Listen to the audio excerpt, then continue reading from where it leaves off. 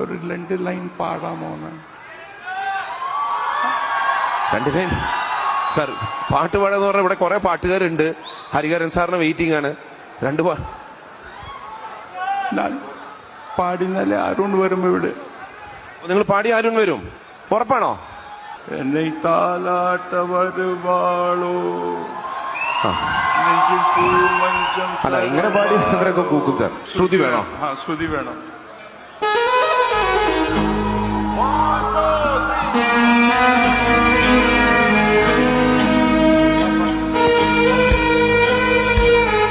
Okay, try നോക്ക്.